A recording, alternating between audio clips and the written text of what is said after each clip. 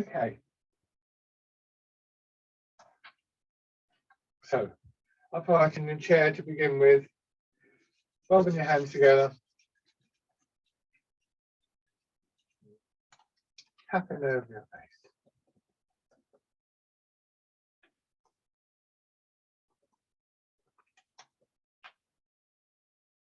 Over your head and neck.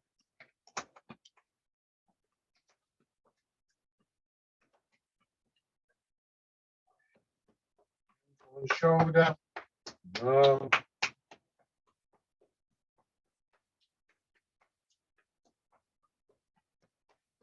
Side.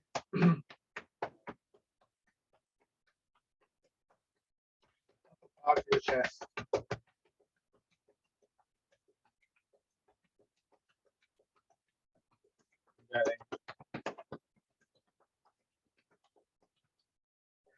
And your legs.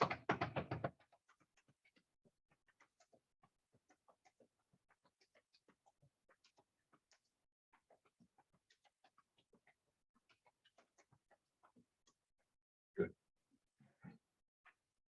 So rest back in your chair. As your weight drop back.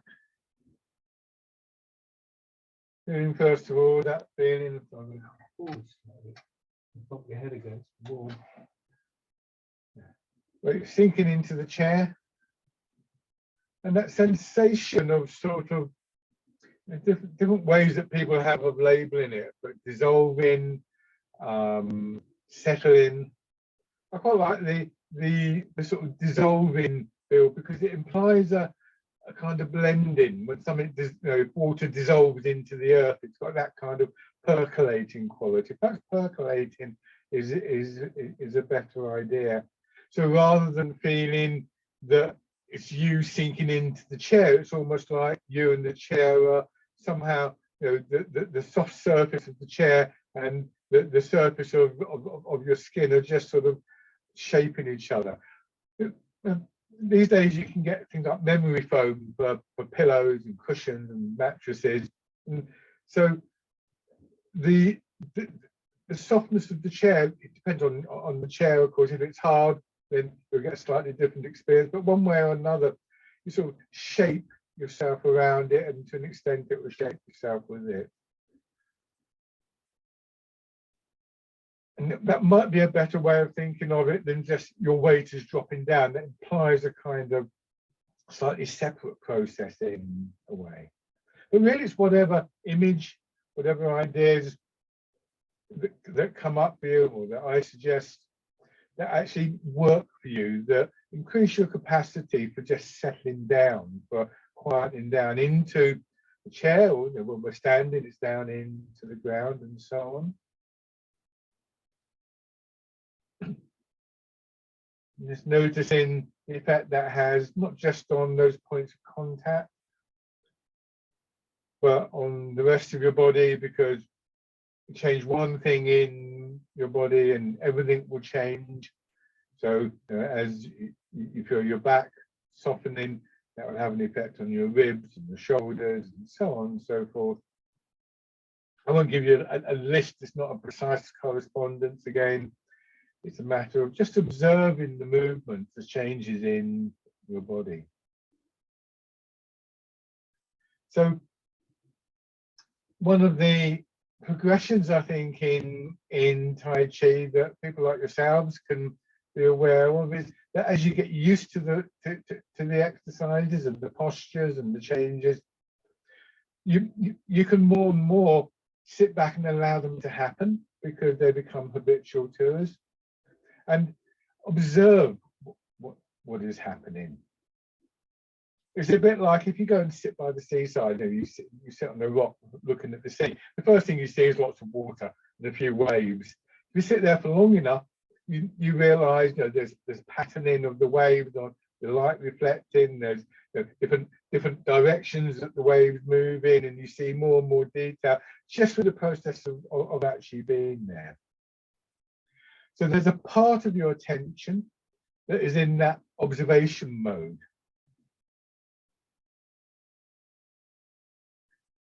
And eventually what we can do, so say with your breathing, for instance, in this position, you observe your breathing, you notice maybe that you're breathing quite shallow and it's more up in your chest. Well, we know that we can breathe differently. You know, you can maybe put your hands on your belly, just find ways to just change that gently, to almost like you suggest to the body, why don't you try this way? It's not a forcing. In the class last week, some new people in, I happened to mention the breath, and straight away, when one of the new people, they were sitting there, suddenly their chest was puffing out. We instinctively and habitually do certain things in a familiar way. Just be aware that will happen, but try and realize that there are mostly, you know, with most of these things, there are other ways of doing this. So coming to the upright position, this is a case in point. When we come upright, do we strain in our chest or our shoulders or our back to kind of heave up? Or can we, you know, when you bring your feet in, that changes the feeling of the angling backwards. You think of this angle between your legs and the front of your body, and just it's like there's an elastic band stretched out, and it just contracts, a little bit of a push from your hips, and you come into the upright position. It's quite a simple movement. It's one that we do many times a day in one way or another. But that makes it even more important, because if we, you know, we're sitting back here, if every time the phone rings or we get up to make a cup of tea or something like that, we're straining there, and that becomes the habitual way of actually doing things. So it's useful to reflect on small movements, small changes in your body while you're doing the bigger movements. You know, some of these movements at least you'll be able to do without too much conscious thought. You know the movements, you know the routine, so you can focus inwards just a little bit more. So turning your head. So this means that all of the movements that we do can be taken on, can be practiced on a number of different levels. To start off with, this is turning your head. But then when you get more experience at it, it's a gentle movement. We imagine, say, a bit of resistance, like moving through water, and suddenly we realize that there's movements down into the spine, maybe even down into the ribs, along the shoulders, and so on. It can become very absorbing. I mean, I do find that sometimes I'm doing doing one of the exercises, and I'm focused just on one little thing, and I kind of lose touch with the overall exercise. So you know, you can get too absorbed in things like that sometimes. Well, I can anyway. And then the shoulders. There's a fascination in its own right, but then again, we notice with this, something I pointed out before, what's happening in the ribs, chest, upper back. Again, you could imagine some kind of resistance to this. Going forward.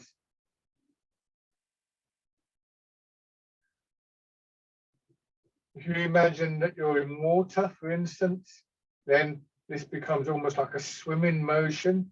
We get the resistance sort of almost against the forward and backward movement of the arms.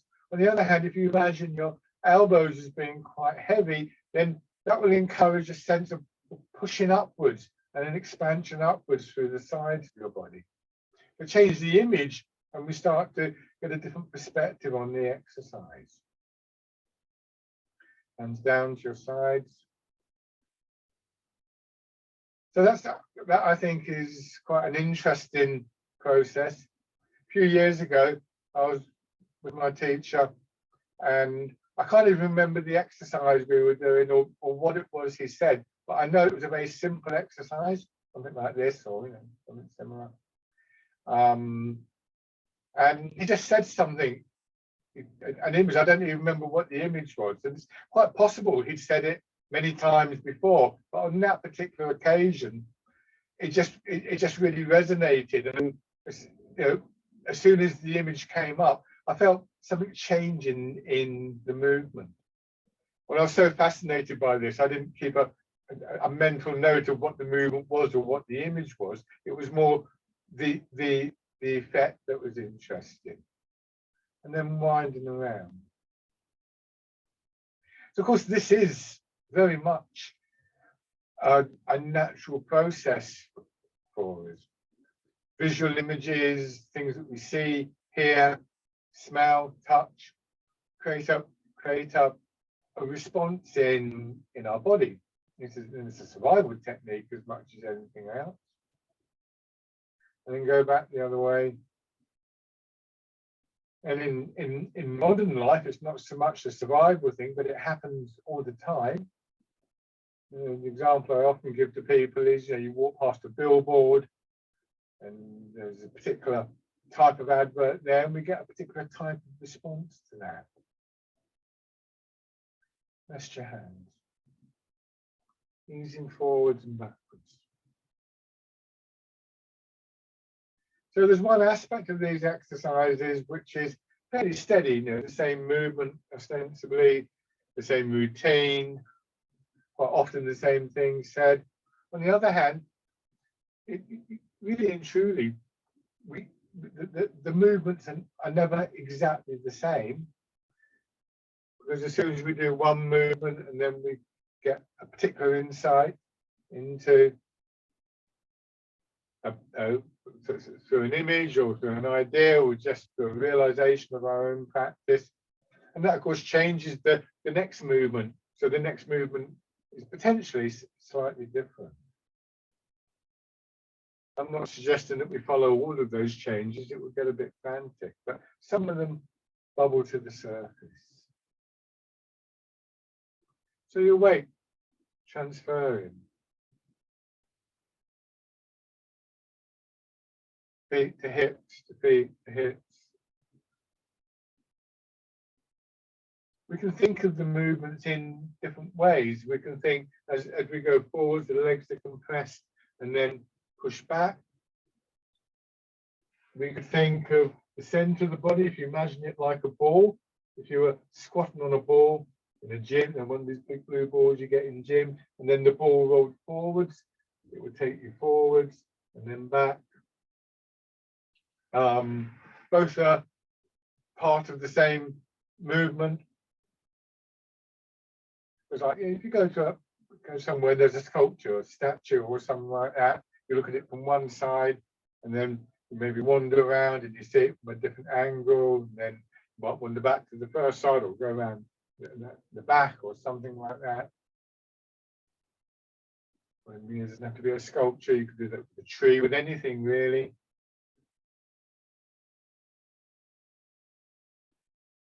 And then turning a little.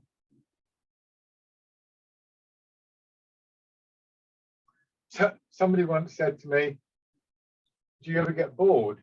And I didn't quite get the meaning of what she said. Well, you're always doing the same exercises, and it never occurred to me that could be boring, because if we stay alert to what's going on, then, which is quite difficult, of course, but if we do that, then there are these little changes and developments.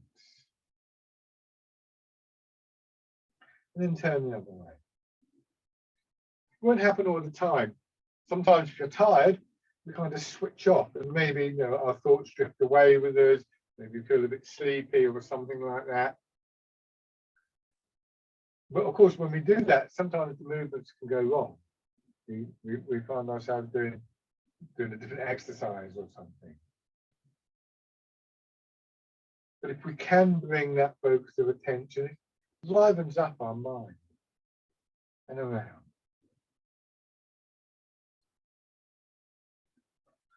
So this keeps our minds, our brains and our nervous system active in a way that wouldn't be the case if it was a purely physical experience. And I think this is a really important element in Tai Chi and Qigong, other similar kind of mind-body practices.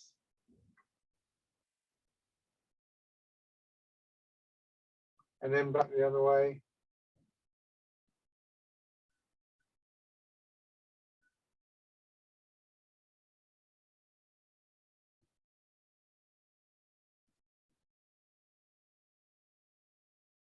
And then back to the center, stepping forwards. You can just remember, plant the foot down, put the heel down, put the toes, and then just a gentle press down. As though you're trying to find the firmer part of the ground underneath your foot. In practice, because we're on a hard surface, what that actually means is softening just a little bit in the soles of your feet and the toes.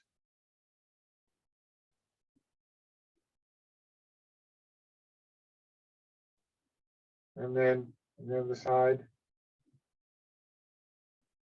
You might find that process a little bit easier with one side than another.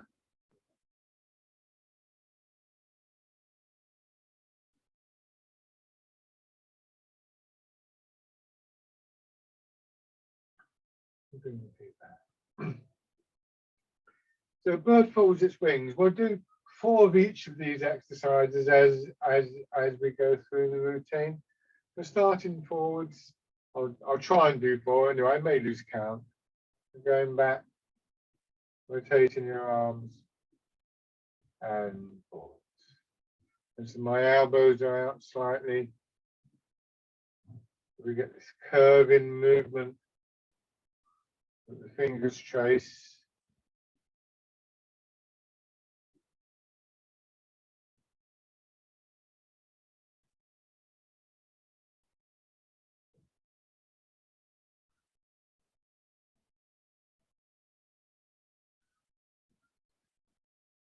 Change into fisherman castanet.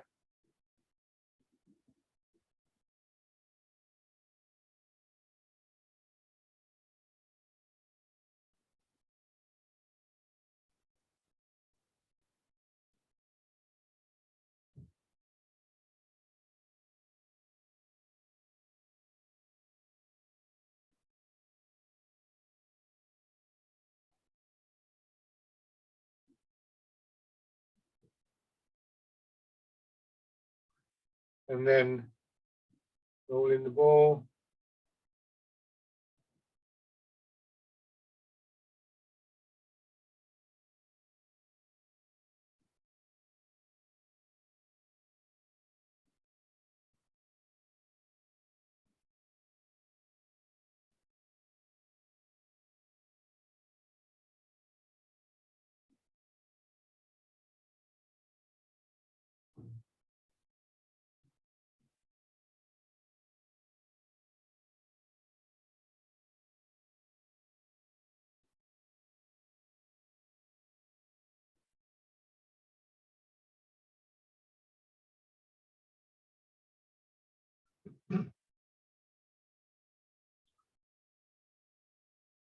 Good, and then sit for that.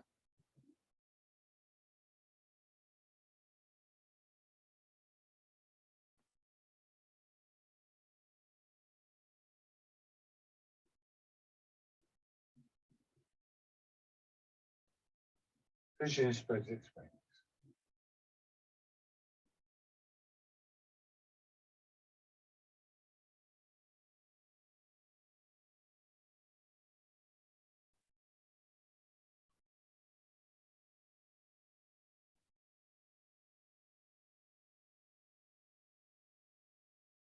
And pushing wave.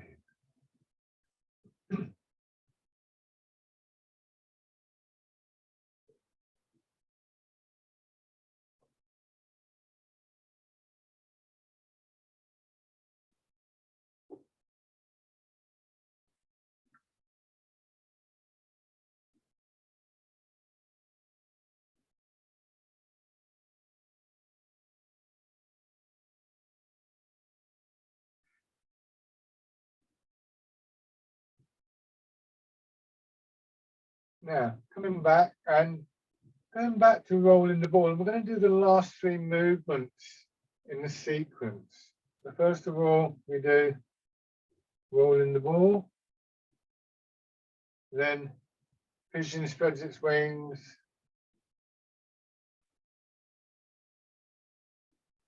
And then pushing wave.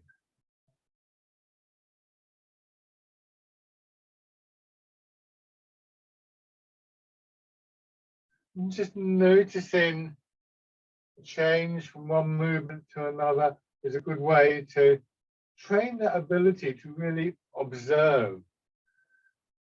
Not that it's complicated, because you know the movements. But you may even find yourself sort of almost what comes next kind of thing. And it's like, just let your hands drop down. It's not the end of the world if it suddenly goes wrong.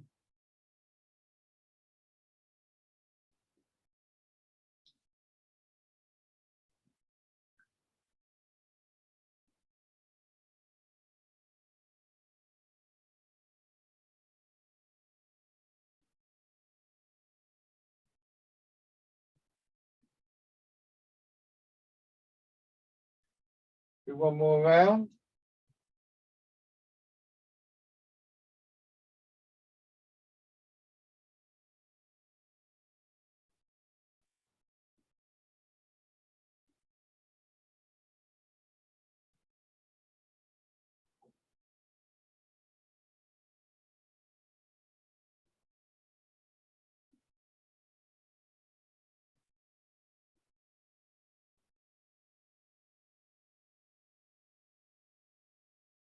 And then punch with both fists.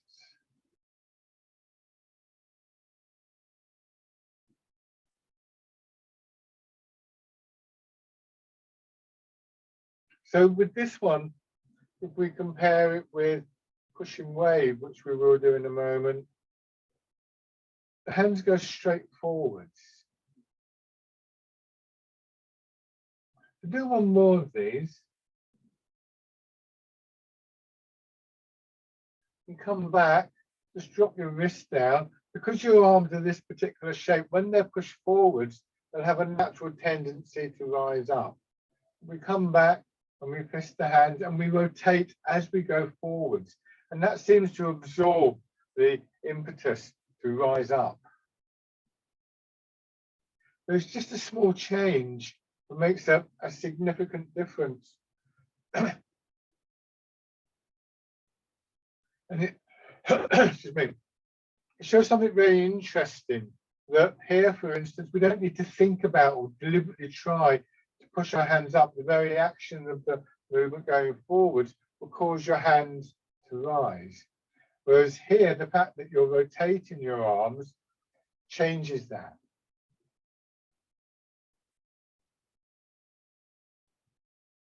One more round.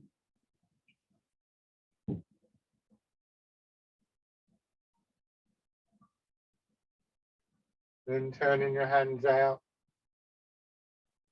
So quite often, the change from one movement to another, or from one part of one movement to another, isn't complicated. Sometimes we find ourselves, oh, what do I do now? It's almost as though we're expecting to have to do something spectacular, but it could be as simple as rotating the arms or not rotating the arms.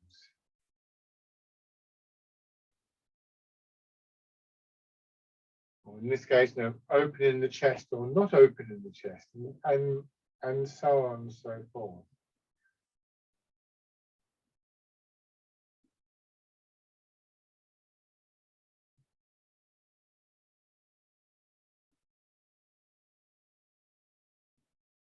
Polishing the table. The change here is more obvious, because suddenly now there's this horizontal rotation through the center of our body, between hips and waist.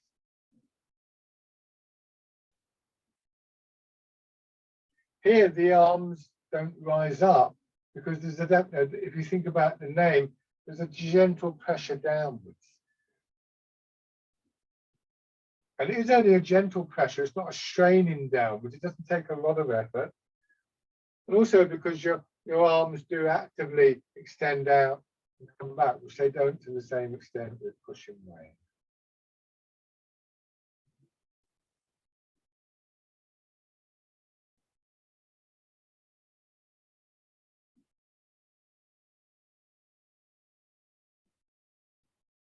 So one more round of this.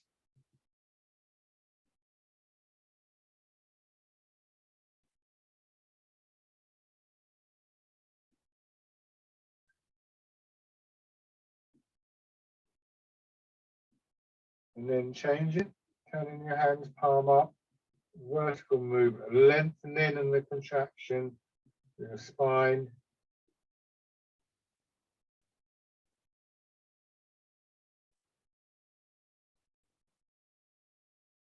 So if it's true that we're looking for a sense of our whole body in movement, then one little change in one part of the body may be enough to provoke something quite different in terms of the exercises. The more complex the exercise, the truer that would be. Wild goose.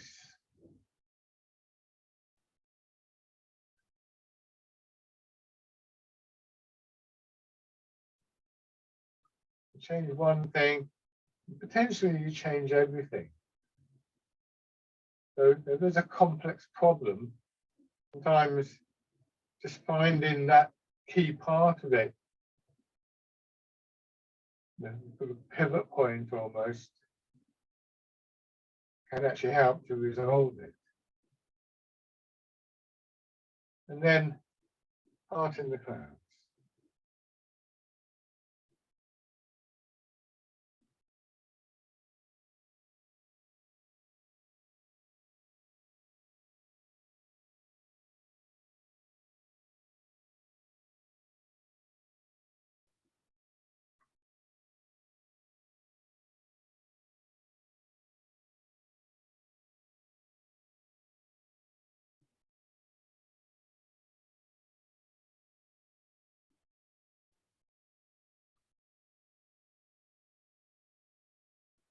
So again, let's do these last three movements as a sequence. So rooting down here, downward push through your hips, expanding upwards through your body.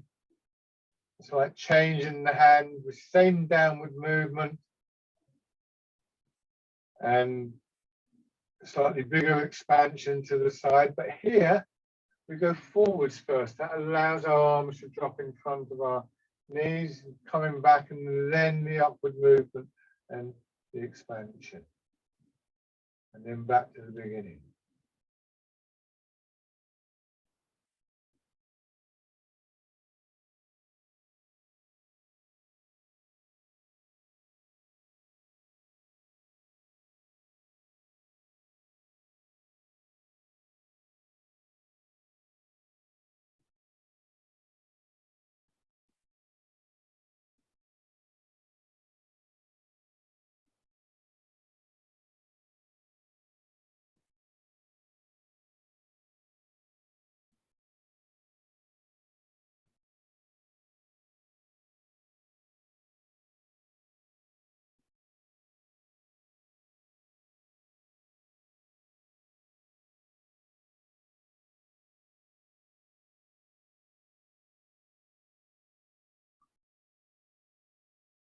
One more round.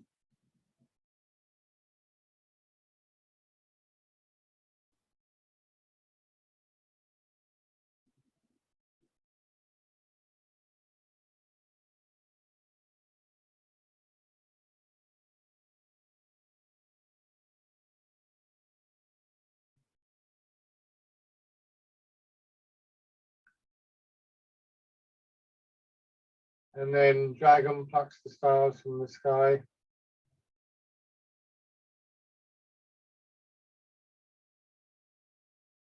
So it can be quite interesting because, you know, sometimes you find yourself doing these movements in a small group, and you know, there are people there with different levels of experience. It's quite interesting. Sometimes you can just sort of like, you know, mention something to somebody and they'll say, oh yeah, well I noticed this, and you think, oh, that's it, I've never noticed that, or whatever. Everybody will bring their own perspective. And of course, it does mean that for more experienced people, you can do what is pretty much the same exercise as somebody who's completely new, and yet your experience of it can be quite different.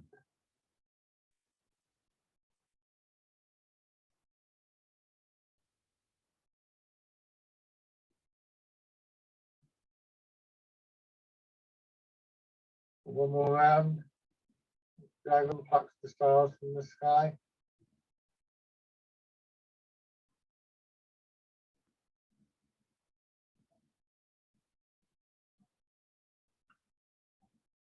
And then both hands pushing up.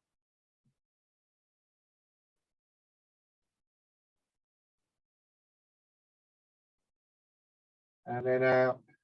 So this is an interesting one because, of course, within the same exercise, we have two very different planes of movement. One is a push-up. So again, we feel that lengthening up to our spine. The second one, the sideways push, we start the same way. Our hands get pushed up a little bit, but our elbows drop. And that dropping of the elbows, it changes possibilities of movement.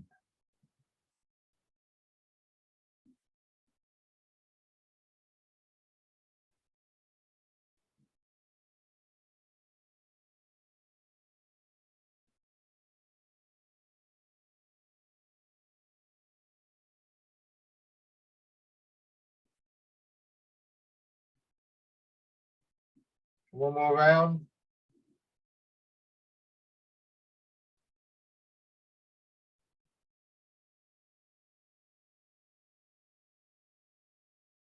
And then scooping the sea and looking at the sky.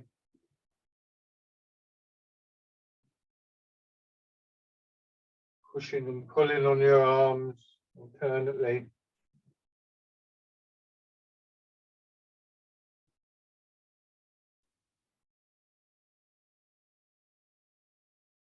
So the first movement, you imagine you're just scooping water up in your arms.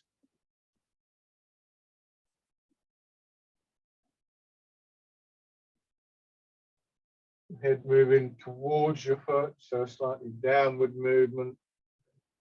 But then making the change into grasping the tiger's ears, the fist to hand, but the main thing, this time your head is going upwards and we're pulling on the arms in both directions, going back.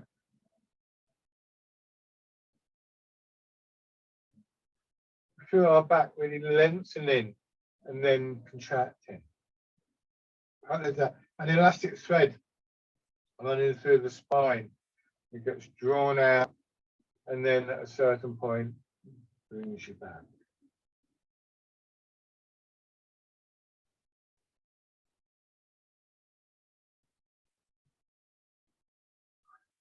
Changing sides. Then you may begin to notice that same effect in this movement, except that the angle is more downwards than upwards. The intent is to go forwards and down rather than forwards and up. In many ways, a very similar kind of movement, but a significant difference in intent.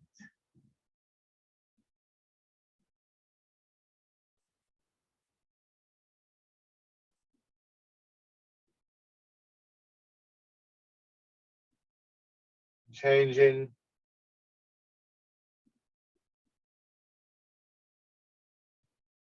There are other changes, other differences between the two movements. I leave them for you to find in your process of observation.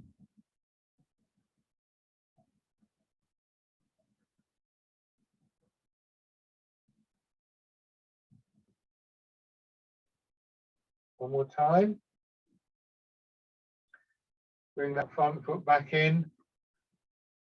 Bring your hands to your lap.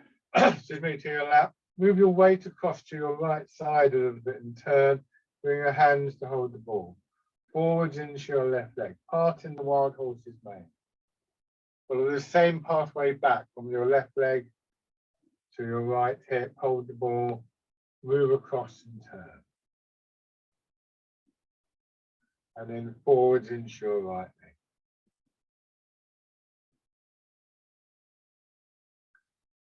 So this stretches that capacity to observe. It may be one where you're thinking, not quite sure what the hands are doing, but try and retain some of that process of observation, some of which you'll be using quite possibly to watch what I'm doing carefully.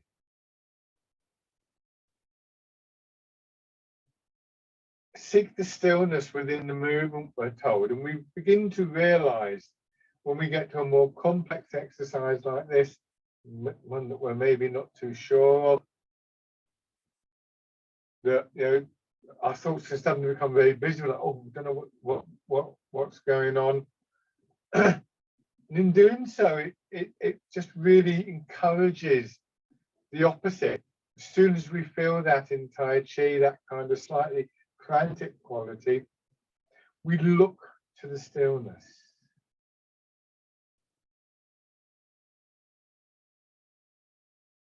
So we try and cultivate that quieter, stiller quality even more with these movements. So there's a real benefit in that for our whole well-being, not just mind.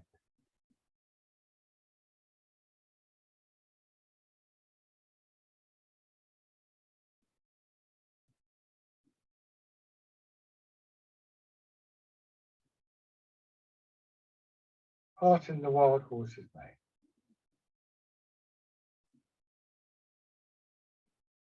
One more to each side.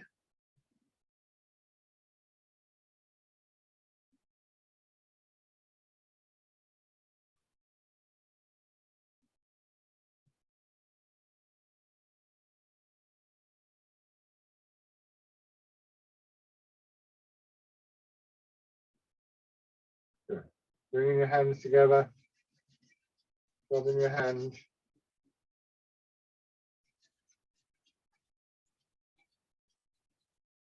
Tapping over your face.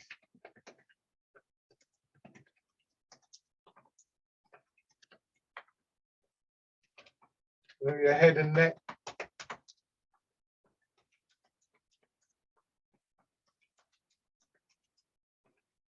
Down to one shoulder and your arm.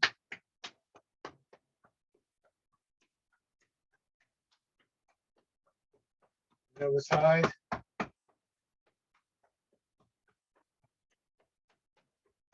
Upper part of your chest.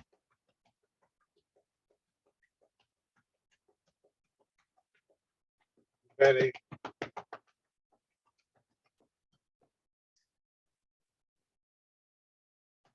And your legs.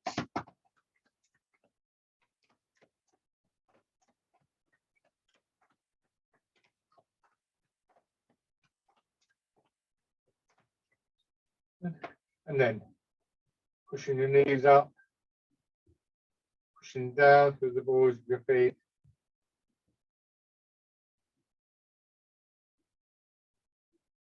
And leave your heels up. Take your knees around in a circle so you can feel the movement in your hip joint, maybe in your back a little bit as well. And then back the other way.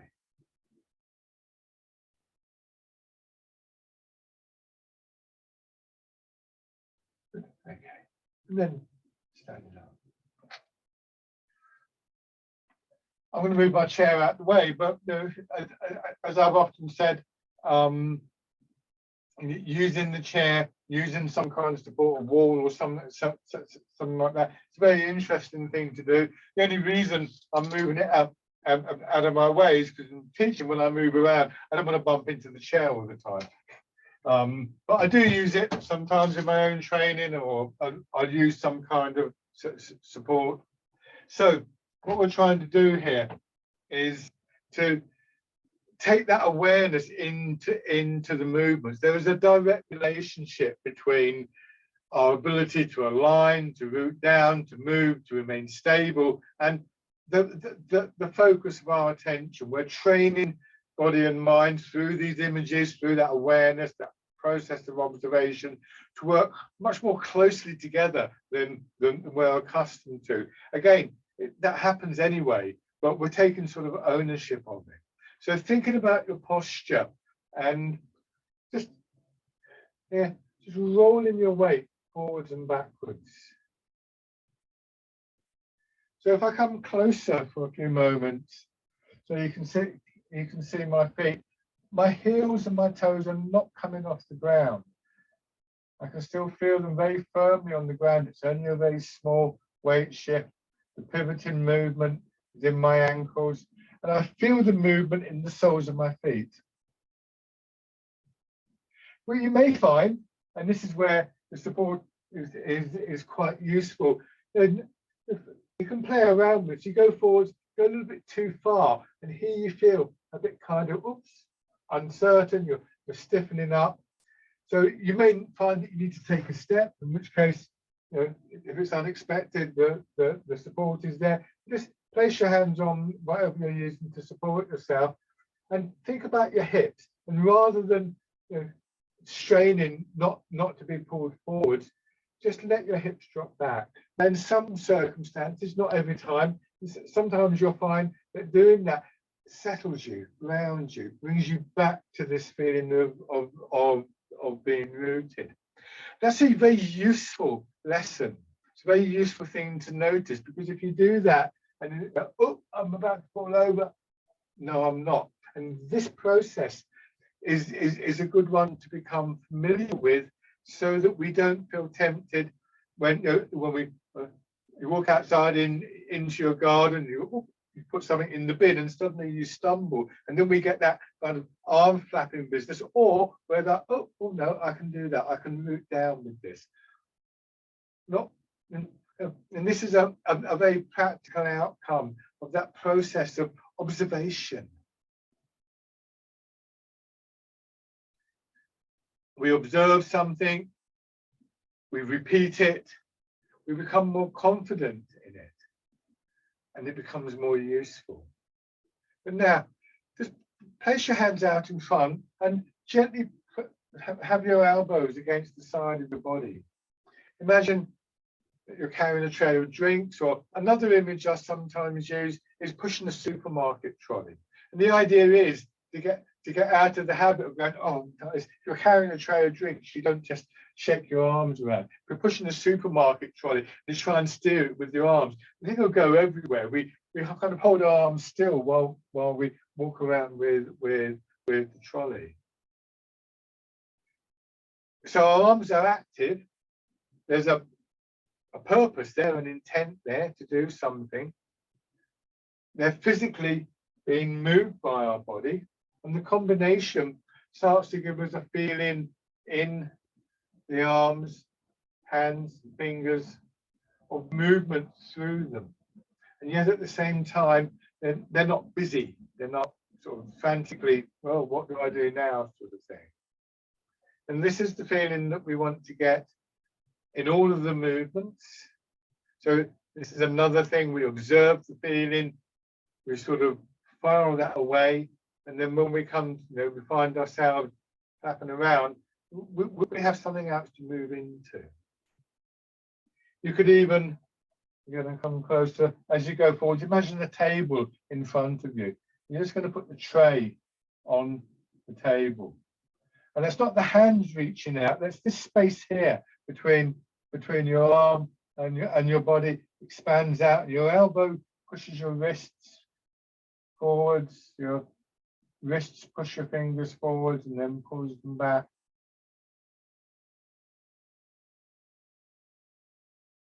You may even find as you do this, I get to hear, if I want my hands to go forwards, that familiar lengthening through the spine that we feel in the chair-based exercises, it's as though my back goes from this, shrinking down to this. It's a gentle grind. Notice how that pushes my hands out as well. So, it's not just in the arms.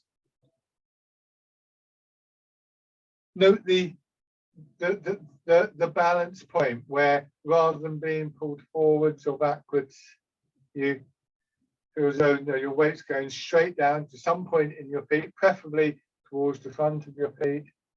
Sink back, turn your hands as though you're cradling the ball. Go forwards to that point where you're in alignment. So you're going forwards again. Instead of then going further forwards, you let your hips sink back in the way I was just describing. And that changes the movement to a vertical movement. And again, we get that feeling of a gentle lengthening through our spine.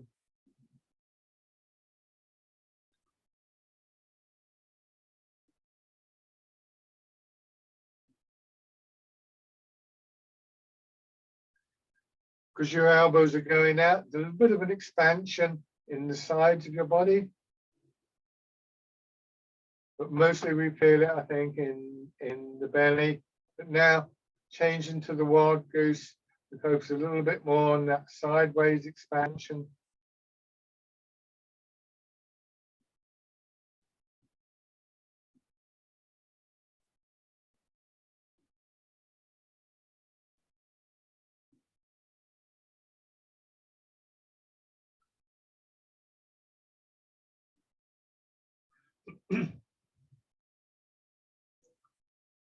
And then parting the clouds.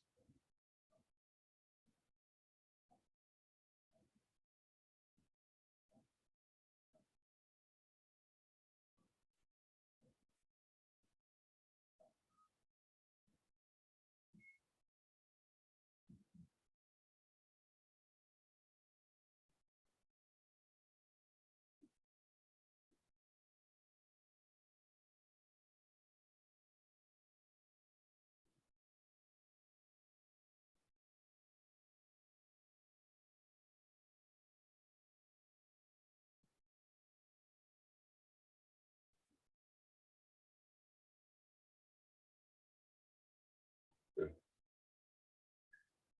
1 foot forwards.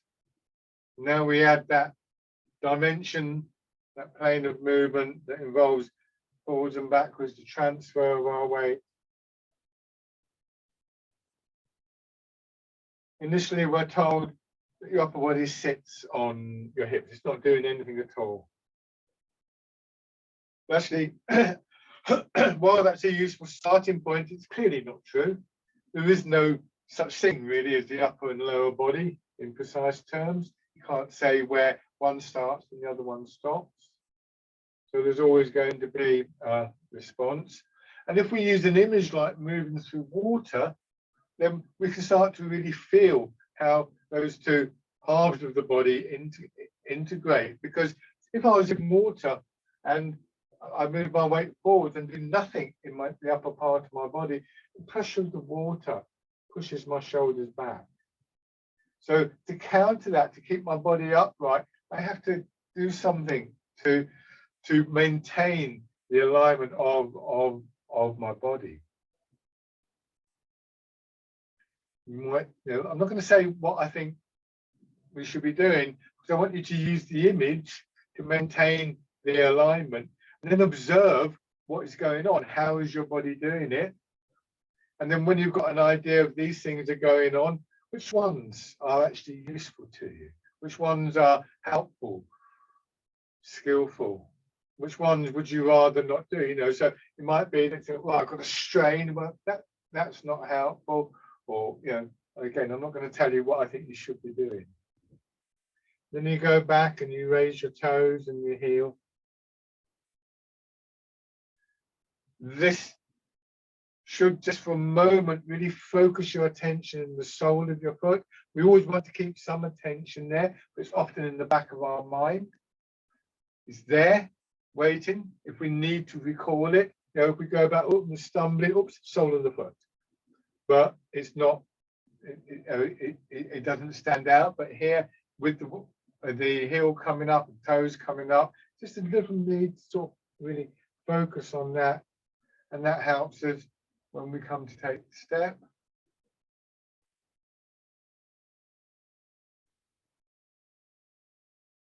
Remember, we're trying to keep the body upright as much as possible. If you look at my arms, they're hanging down from my shoulders. Look, I bumped into the wall. So they're hanging down from my shoulders past my hips. If I were leaning forwards or backwards, they would be in front of or behind my hips. And if I'm like this and I lift my foot up, that's more likely to happen. So again, various elements of this, just gently in the back of your mind, a kind of automatic monitoring of these basic principles.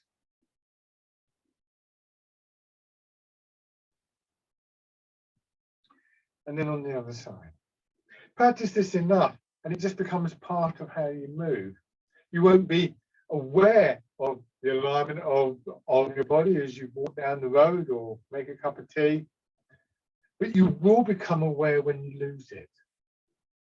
Consciously aware. I mean, you're aware of it, but it's not, you're not thinking about it. You're walking down the road, you look in the shop windows, or you know, you're boiling the kettle and waiting for it to be ready, and so on and so forth. And then suddenly it's like, hold on, you're holding your back tight, or you're stiffing your shoulders, or something like that. So again, an outcome from that very simple idea of observation, and then raising your toes and your hips. I use the image of sitting beside the sea, and if you suddenly decided, actually, I quite fancy a paddle, or I want to go swimming, or you want to take a boat out, what you've observed, even you haven't necessarily been thinking of that, but you've got a sense of the patterning within the sea, gives you a better idea of how you can do that. And stepping in and pause.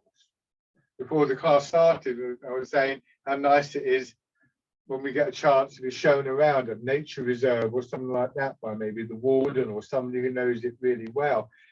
You may have walked that path 50 times or more, but suddenly there's somebody with you who's walked it more, who's observed more, thought about it more, and they're pointing out things that you never would have dreamt were there. And then stepping through.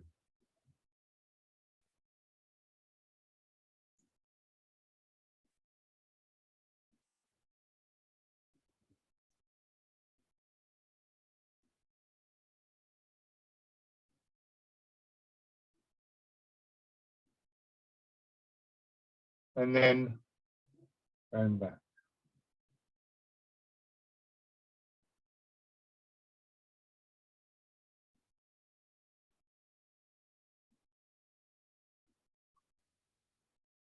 This isn't meant to be an exercise that is done always in perfect poise and equilibrium and root, because that's not going to happen anyway. There'll always be those little wobbly moments. But it's more about observing the changes. And when we get that little kind of, when we detect that little bit of movement, the sooner we detect it, the more straightforward it is to change what's going on. So fishermen cast the net.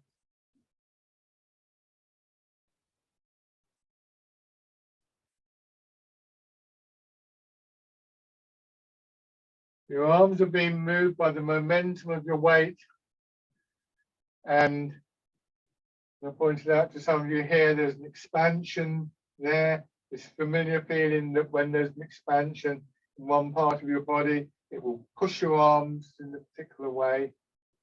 Very simple with fishermen cast the net. And it's straight, forwards and backwards, because you're pacing forwards and backwards. Make the change into wind blows the willows. And all we do is we change what's happening in the center. We've got that same sense as we sink down of the body expanding upwards and outwards. And the turning sort of separates the arms really.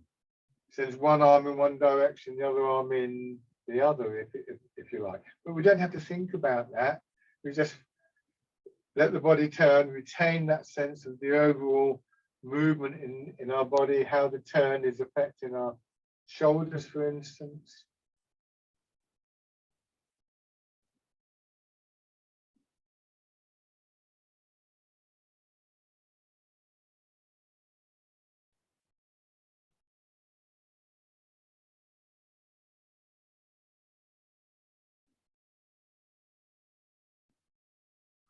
Good. And then on the other side, starting with fisherman castanet.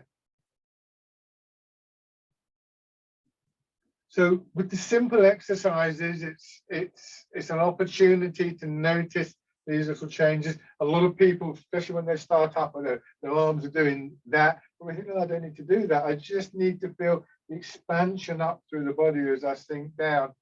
And that will push my arms around. So there's movement, there's energy in the arms, as there is when we're carrying the tray of drinks, but not having to do that much with them. It's not a complicated exercise. Then we think, well, okay, let's make it more complicated, but it's here. It's a single movement, a single change is all we need to be aware of.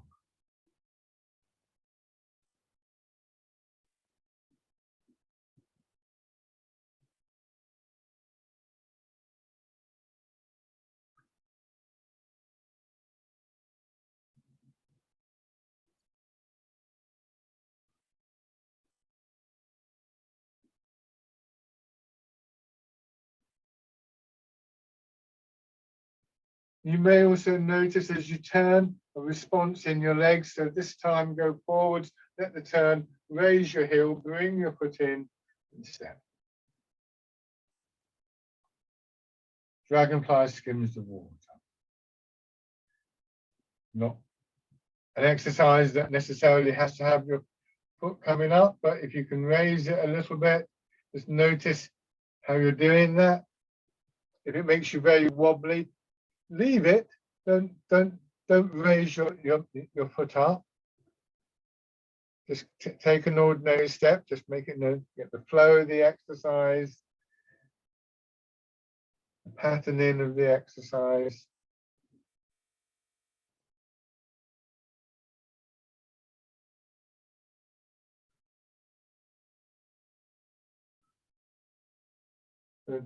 Okay, and shake out. So what I did when I was trying to develop that was, I'll show you with the chair, make sure there was something there, and I started to think, well, what happens when I do this and when I do this? And I noticed that I was kind of like, I was straining and doing things like, well, I don't want to do that. How do I counter that when it's Tai Chi? So we learned to drop the hips, and I learned that I could do this, and then I could do it like this.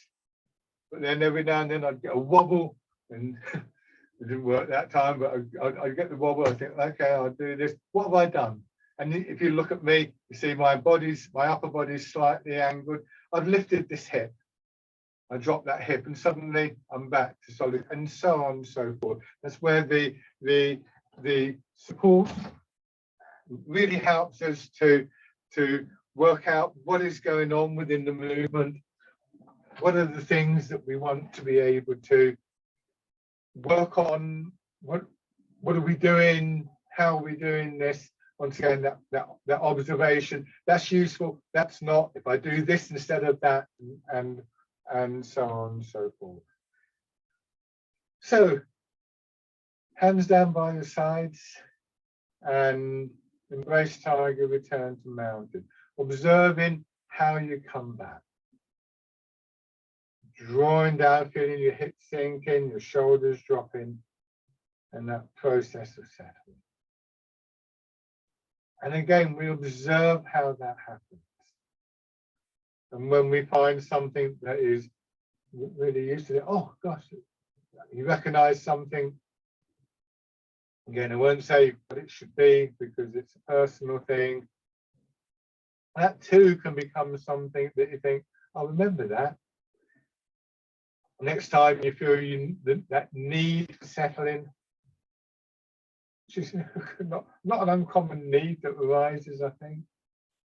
We're able to just recall that, and that helps us to settle quiet.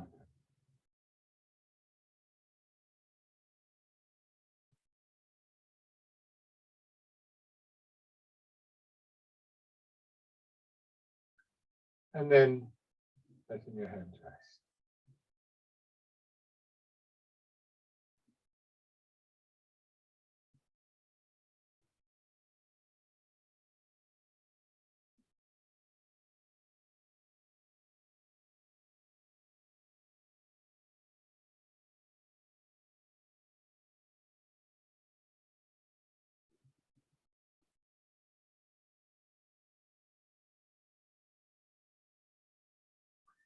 And just open your eyes. Stretch out. Lovely. Always goes too quickly, doesn't it? Thank you very much, everybody. Thanks for joining in. Very much, everybody. Thank you. Thank you, Mike. And have a nice time.